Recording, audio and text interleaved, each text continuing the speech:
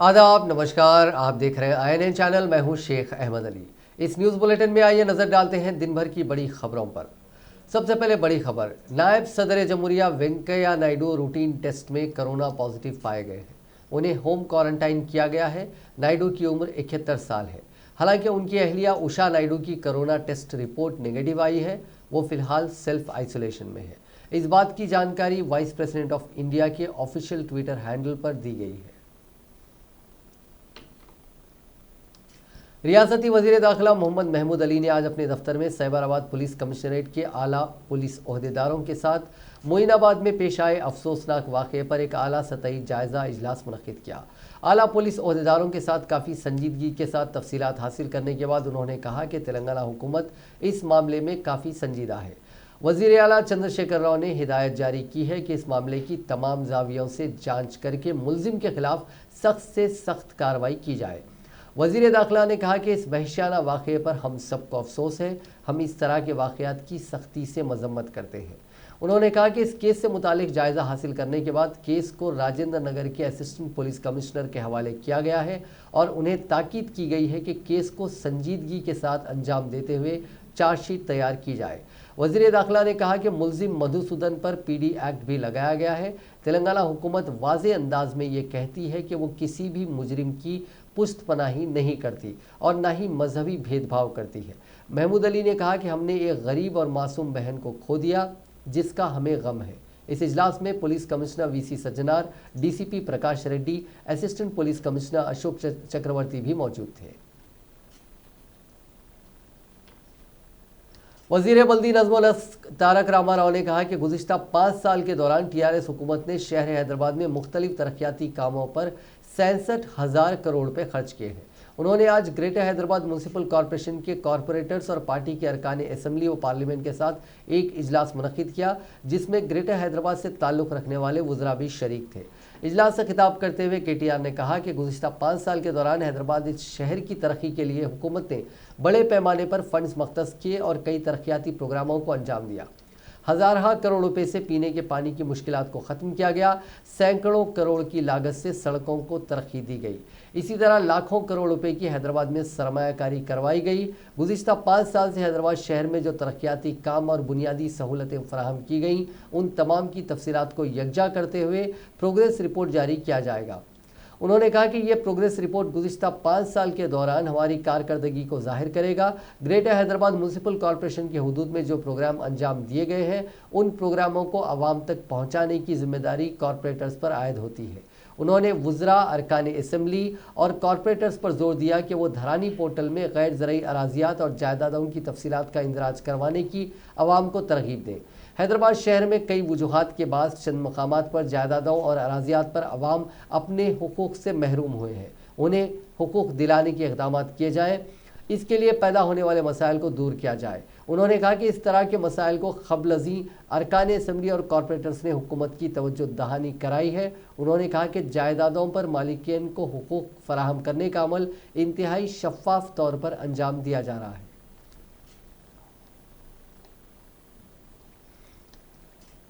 रियासती हुकूमत ने दशहरा के मौके पर हर गरीब ख़वातीन में बदकम्मा त्यौहार के लिए 99 लाख साड़ियाँ तकसीम करने का फ़ैसला किया है। बदकम्मा की साड़ियों की तकसीम का अमल 9 अक्टूबर से शुरू होगा। शहर के टूरिज़म प्लाजा में वज़ीर बल्दी नज़्म नस्क तारक रामा राव ने खातून वुज़रा सबीता इंदिरा रेड्डी और सत्यवती राठौड़ के साथ बदकम्मा की साड़ियों की नुमाइश का मुशाहिदा किया।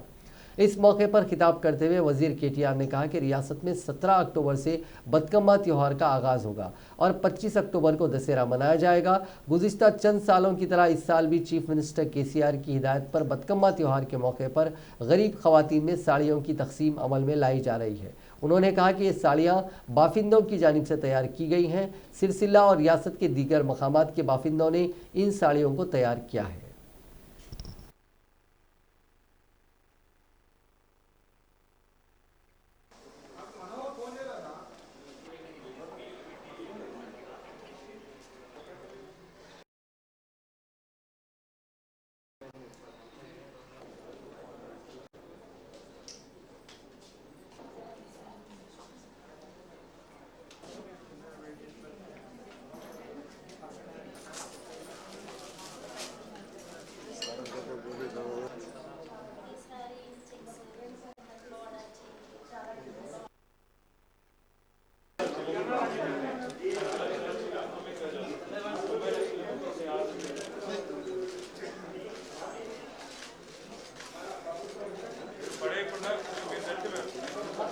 ఆవిష్కరించాలి. ఇప్పుడు మంత్రి గారి చేతుల మీదుగా మంత్రివర్యుల చేతుల మీదుగా ఆవిష్కరించడం.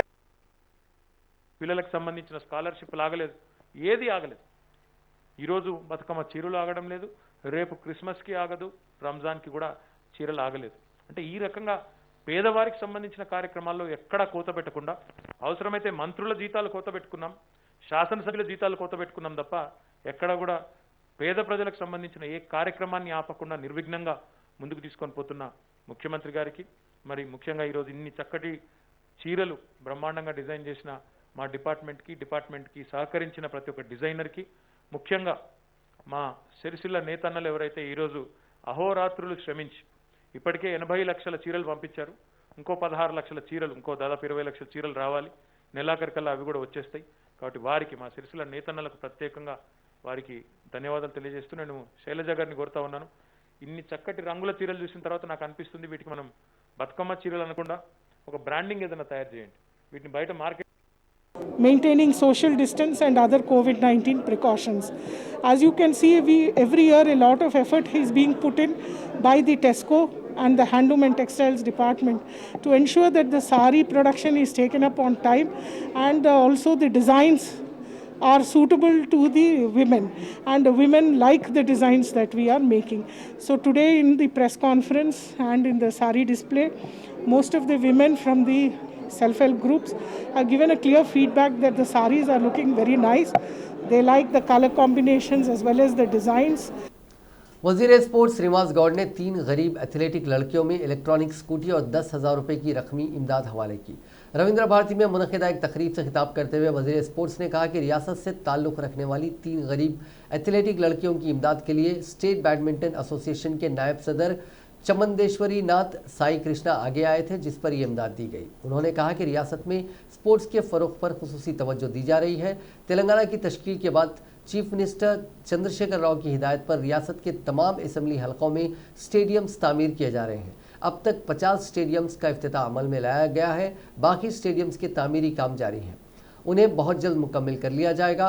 उन्होंने कहा कि रियासत में स्पोर्ट्समैन के लिए सरकारी मुलाजिमतों में 2% तहफ़्फ़ुज़ात फराहम किए गए हैं, जबकि आला तालीम के मैदान में खिलाड़ियों को ½ तहफ़्फ़ुज़ात पर अमलावरी हो रही है। इस तरह के तहफ़्फ़ुज़ात मुल्क की दीगर रियासतों में खिलाड़ियों के लिए नहीं दिए जाते। మున్సిపాలిటీస్ పైన ఉన్నటువంటి ఏ రకాల భూములు ఉన్నాయి, ఆబాది గ్రామ కంట్రోల్లో కట్టినటువంటి భూములకు రిజిస్ట్రేషన్ కావు, అనేక రకాల కొన్ని పట్ట భూములలో కూడా ఉన్నటువంటి వాళ్ళు కూడా రిజిస్ట్రేషన్ కావు. పట్ట భూములలో కొన్నటువంటివి ఓనర్ లేకపోవడం మూలన ఎప్పుడో చనిపోయి ఉంటాడు, కాగితం మీద రాసిచ్చి ఉంటాడు. కనుక అలాంటివి చాలా ఇండ్లు కట్టుకునేటువంటి ప్రాంతాల్లో రిజిస్టర్ కానటువంటి వాడిని కూడా మనం రెగ్యులైజ్ చేసుకున్నట్లయితే మరి ముఖ్యంగా అతి పేదవాళ్ళు ఉంటారు కనుక स्वच्छ भारत प्रोग्राम की अमलावरी में तेलंगाना रियासत को मुसलसल तीसरी मरतबा पहला मकाम हासिल हुआ है। अजला के ज़मरों में करीमनगर ज़िले को मुल्क भर में तीसरा मकाम हासिल हुआ। स्वच्छ भारत प्रोग्राम में तेलंगाना को नंबर 1 मकाम हासिल होने पर वज़ीर पंचायत राज एर्रबल्ली दयाकर राव ने चीफ मिनिस्टर चंद्रशेखर राव का शुक्रिया अदा किया और स्वच्छ भारत प्रोग्राम को कामयाब बनाने वाले ओहदेदारों को मुबारकबाद पेश की।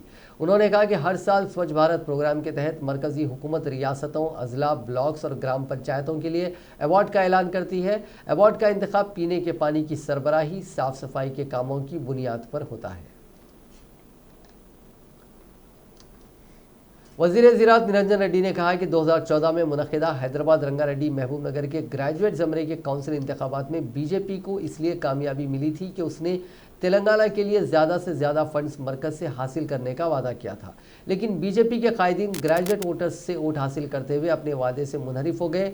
महबूब नगर में पार्टी कायदीन के एक इजलास से खिताब करते हुए वज़ीर ज़राअत ने कहा कि इस मरतबा काउंसिल के इंतखाब में TRS की कामयाबी को यकीनी बनाया जाए। TRS से ही नौजवानों को रोज़गार फराहम हो सकता है। बीजेपी ने नौजवानों बिलखुसूस ग्रेजुएट तबके के साथ धोखा किया है। उन्होंने कहा कि IT के शोबे में हैदराबाद बेंगलुरु को पीछे छोड़ दिया है। तेलंगाना की तश्कील के बाद IT के शोबे में काफ़ी तरक्की हुई है। इस शोबे में राज तौर पर 7.5 लाख अफराद को रोज़गार फराहम हुआ, जबकि बिलवास्ता तौर पर मज़ीद 7.5 लाख अफराद रोज़गार से मरबूत हुए हैं।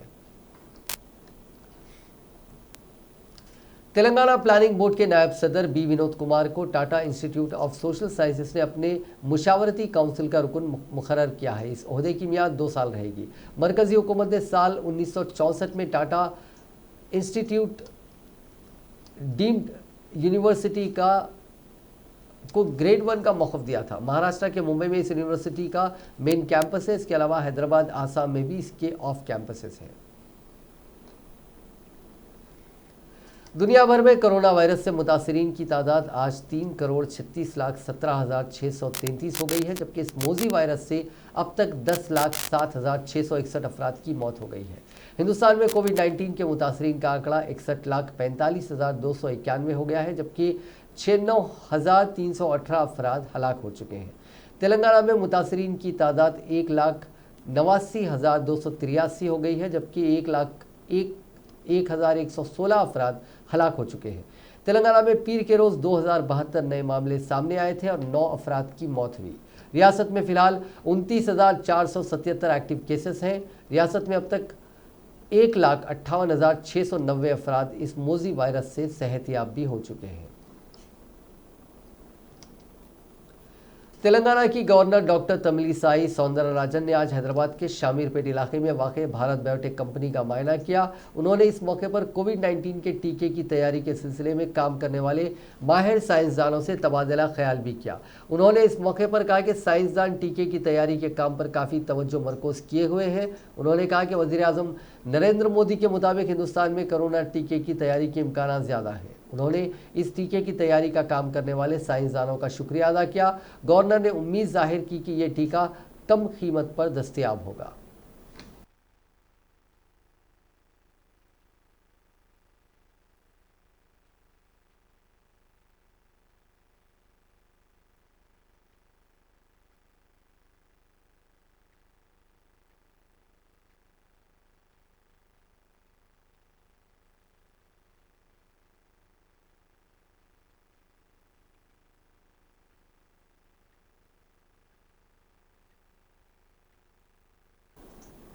दोनों तेलुगु रियासतों तेलंगाना और आंध्र प्रदेश के दरमियान दरियाओं के पानी की तकसीम के मसले पर तनाज़ात के हल के लिए एपेक्स काउंसिल का इजलास 6 अक्टूबर को मुनक़्क़िद होगा। काउंसिल के सदर नशीन व मरकज़ी वज़ीर जल शक्ति गजेंद्र सिंह शेखावत वीडियो कॉन्फ्रेंस के ज़रिए इस काउंसिल के इजलास की सदारत करेंगे। मुख्तलिफ वजूहात की बिना पर काउंसिल का इजलास क़ब्ल 2 मरतबा मुलतवी किया गया। दोनों रियासतों के ओहदेदारों को नए शेड्यूल के बारे में इत्तला दी गई है। दरियाए कृष्णा और दरियाए गोदावरी पर आबी प्रोजेक्ट्स के सिलसिले में भी दोनों रियासतों में तनाज़ात चल रहे हैं। दोनों रियासतों ने पहले ही इस मसले पर एपेक्स काउंसिल से शिकायत करते हुए इन प्रोजेक्ट्स की तामीर को रोकने का मुतालबा किया है।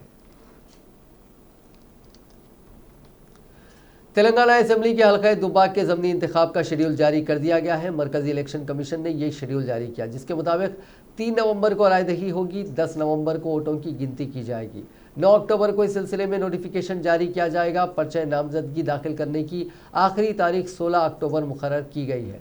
17 अक्टूबर को पर्चे नामजदगी की जांच की जाएगी और 19 अक्टूबर नाम वापस लेने की आखिरी तारीख होगी।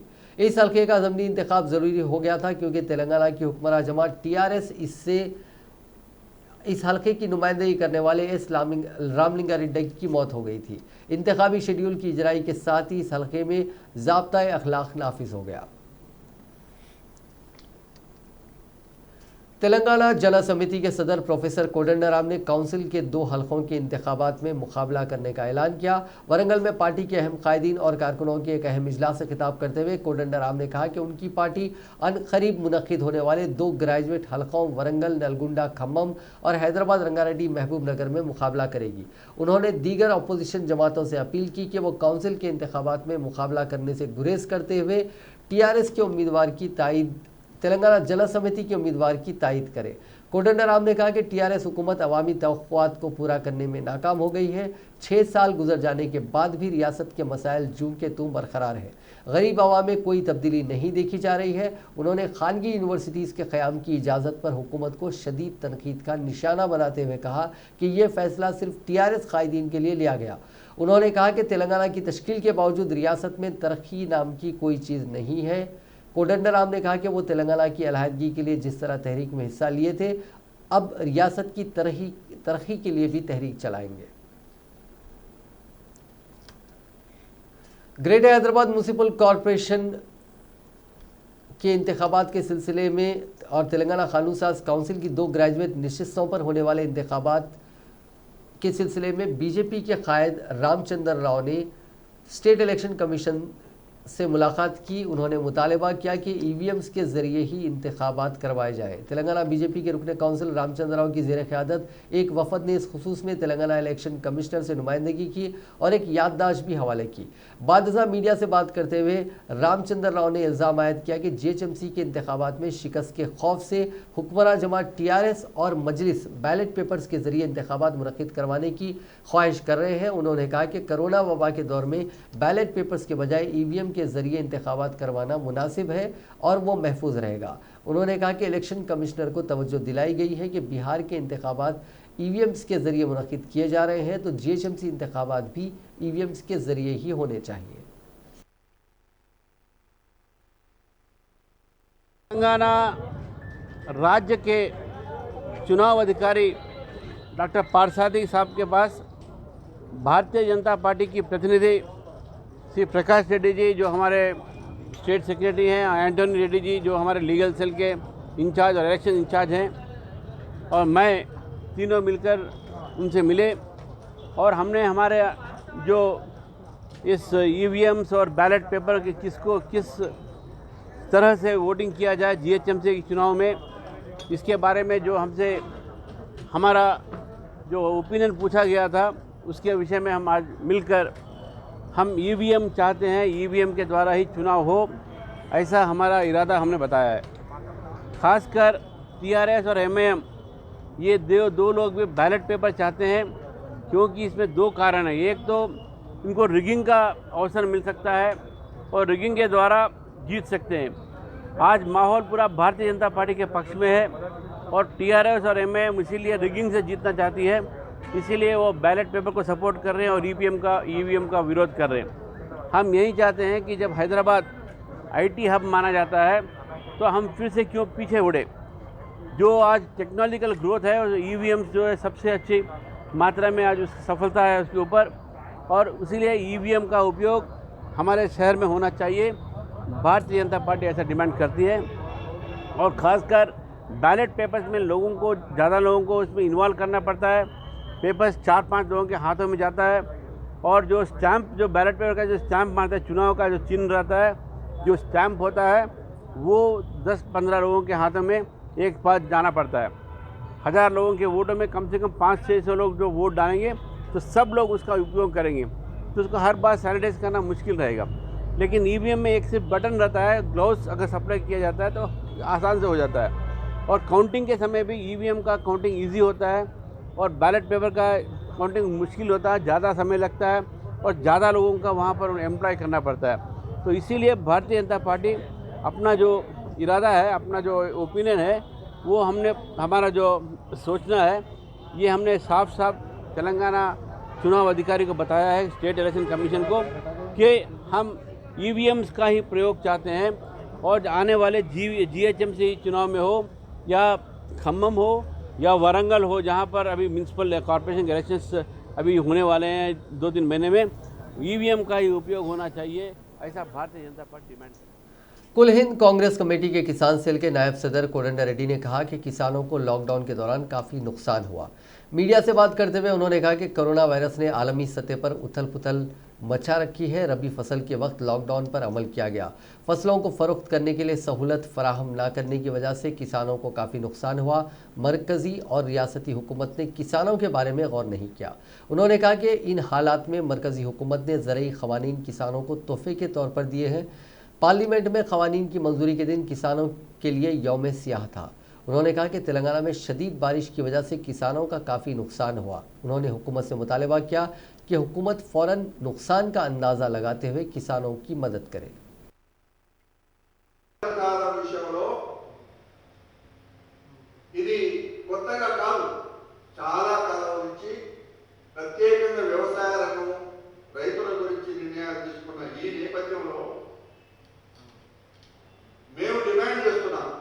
కాంగ్రెస్ పార్టీ పక్షాన వెంటనే అగ్రికల్చర్ డిపార్ట్మెంట్, రెవెన్యూ డిపార్ట్మెంట్ రెండూ కలిసి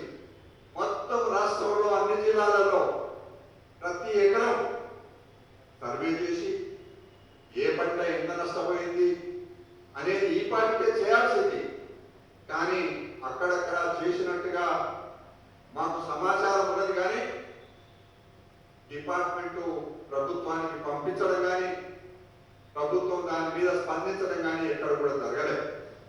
అందుకే మేము డిమాండ్ చేస్తా ఉన్నాం, మీరు ప్రతి ఎకరం సర్వే చేయాలి. వెంటనే ఈ సర్వే చేసిన వివరాలని అత్యవసర మంత్రిమండలి సమావేశం పెట్టాలి, చాలా అత్యవసరంగా పెట్టాలి.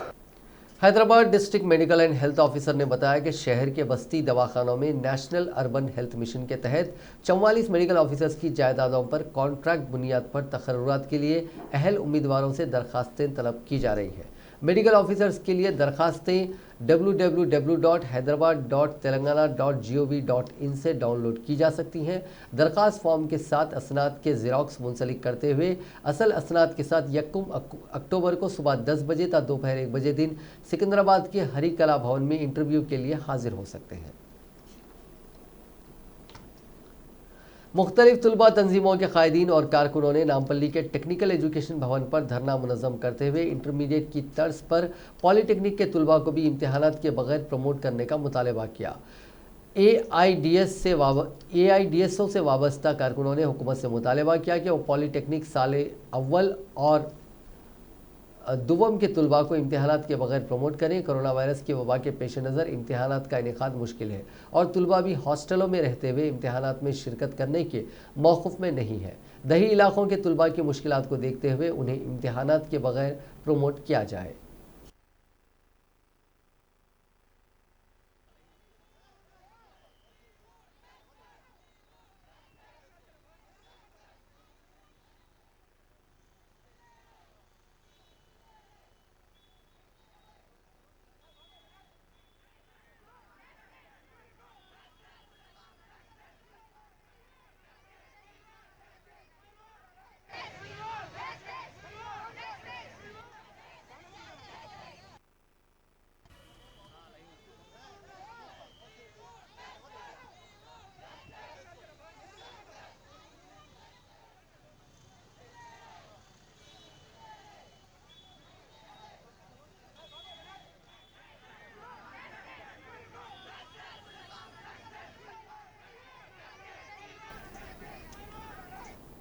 हैदराबाद में कई मशहूर शख्सियात के व्हाट्सएप हैक कर लिए गए।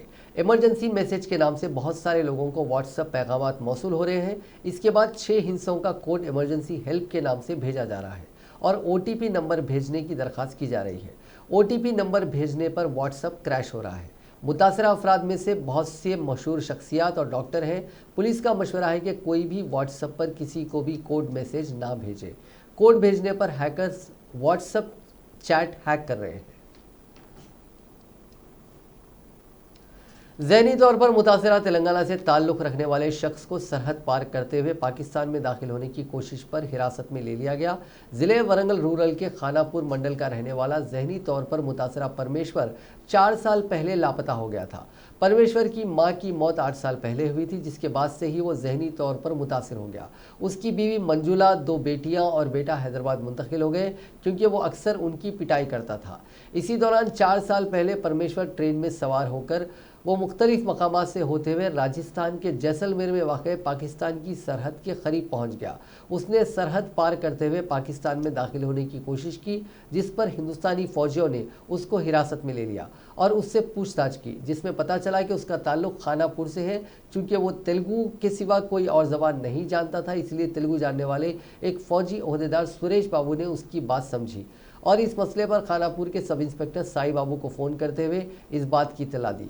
सब इंस्पेक्टर ने उनको बताया कि इसका कोई मुजरिमाना रिकॉर्ड नहीं है और वह ज़हनी तौर पर मुतासिर होने की वजह से घर से चला गया है, जिस पर उसकी बीवी और बच्चों को इत्तला दी गई, जो राजस्थान पहुंचे और उसको घर वापस लाया। फिल्म अदाकार सोनू सूद ने हिदायतकार श्रीनु वाटेला की जानिब से दिए गए ग्रीन इंडिया चैलेंज को कबूल करते हुए रामोजी फिल्म सिटी हैदराबाद में पौधा लगाया। इस ग्रीन इंडिया चैलेंज को दरअसल TRS के रुकने पार्लियामेंट संतोष कुमार ने शुरू किया है, जिसका मकसद सरसब्जी और शादाबी में इजाफा है। इस चैलेंज के हिस्से के तौर पर कोई भी अहम शख्सियत की जानिब से पौधा लगाते हुए तस्वीर को सोशल मीडिया पर पोस्ट करना होता है और मजीद 2 अफराद को ग्रीन चैलेंज देना होता है।